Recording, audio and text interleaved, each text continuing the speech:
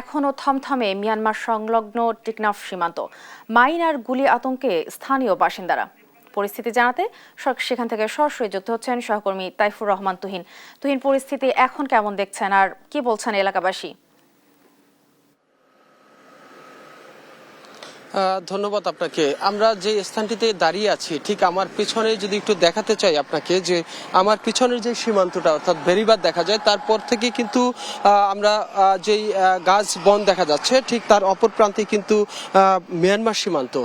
এই সীমান্তই কিন্তু গত শনিবার থেকেই কিন্তু আমরা দেখেছি যে পুরো এলাকা জুড়ে কিন্তু উত্তপ্ত পরিস্থিতি ছিল।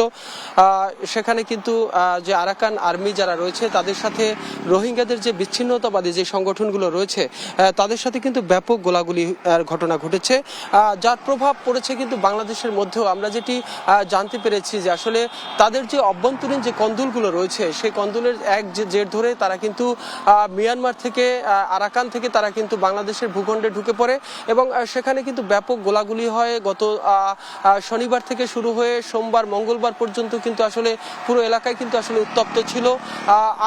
আমি যদি দেখাই যে এই ঠিক এর পাশের যে বাড়িটি রয়েছে সেই বাড়িতেই কিন্তু হুজাইফা নামের একটি 9 বছরের শিশু সেদিনকে কিন্তু গুলিবিদ্ধ হয় এবং তার অবস্থা কিন্তু এখনো খুব ভয়াবহ অবস্থায়। তিনি হাসপাতালে অর্থাৎ ঢাকা নিউরোসায়েন্স হাসপাতালে রয়েছেন, কারণ তার মাথায় এসে গুলি লাগে। যে গুলিটি মিয়ানমারের পক্ষ থেকে ছোড়া হয়েছিল সেই গুলিটি কিন্তু গুলিবিদ্ধ হয়ে কিন্তু সেই শিশুটি আহত হয়।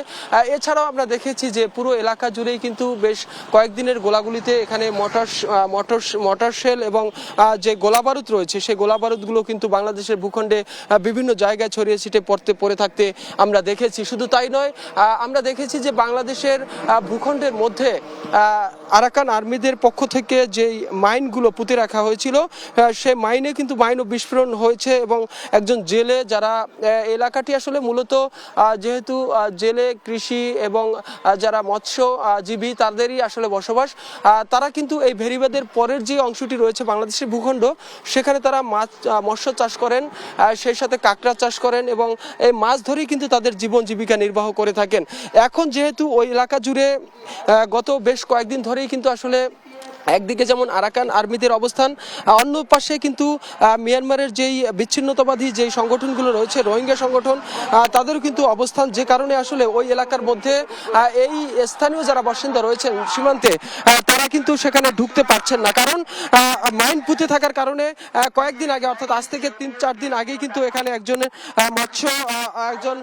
যখন মাছ শিকার করতে তিনি গিয়েছিলেন ঠিক তখনই আমরা দেখেছি যে সেখানে কিন্তু মাইন বিস্ফোরণ ঘটনা ঘটে এবং সেই বিস্ফোরণে কিন্তু তার পা একটি ক্ষতিগ্রস্ত হয়, তিনিও কিন্তু হাসপাতালে মৃত্যুর সাথে পাঞ্জা লড়ছে। তো এই যে মাইন বিস্ফোরণের ঘটনা এবং মাইন পুঁতে রাখা, অন্যদিকে তাদের অভ্যন্তরীণ কোন্দলের কারণে বাংলাদেশের যে প্রভাব পড়ছে সে কারণে পুরো সীমান্ত জুড়েই কিন্তু আসলে সীমান্তের মানুষের মধ্যে একটি আতঙ্ক বিরাজ করছে। তারা যেটি বারবার বলার চেষ্টা করেছে, তারা কিন্তু এখন কোনোভাবেই তারা সীমান্তের কাছাকাছি গিয়ে যে বাংলাদেশের ভূখণ্ডে তাদের যে সম্পদ রয়েছে সেগুলো দেখাশোনা করা এবং মাছ চাষ করা অথবা মাছ আহরণ করা এগুলো কিন্তু করতে পারছে না। তারা বারবারই বলার চেষ্টা করেছেন যাতে করে সরকার এই বিষয়টি উদ্যোগ নেয় এবং যারা বিজিবি রয়েছেন তারাও যাতে আরও জোরালো ভূমিকা পালন করেন। আর সেই সাথে যে মাইনগুলো পুঁতে রাখা হয়েছিল সেই মাইনগুলো উত্তরণে যাতে সরকার খুব শিগগিরই ব্যবস্থা গ্রহণ করে সেই দাবি কিন্তু তারা বেশ কয়েকদিন ধরেই কিন্তু করে আসছিলেন। তাদের দাবি হলো যে আসলে যেহেতু এখানে বাংলাদেশের অনেক সম্পদ রয়েছে এবং ব্যক্তিগতভাবে এলাকার মানুষদের যারা মাছের ঘের করে থাকেন তাদের ঘেরে মাছ চাষ করছেন সেগুলো কিন্তু রয়েছেন, এই বেশ কয়েকদিন ধরেই কিন্তু তারা আসলে সেই এলাকায় ঢুকতে পারছেন না, কারণ তাদের মধ্যে দুটি আতঙ্ক কাজ করছে।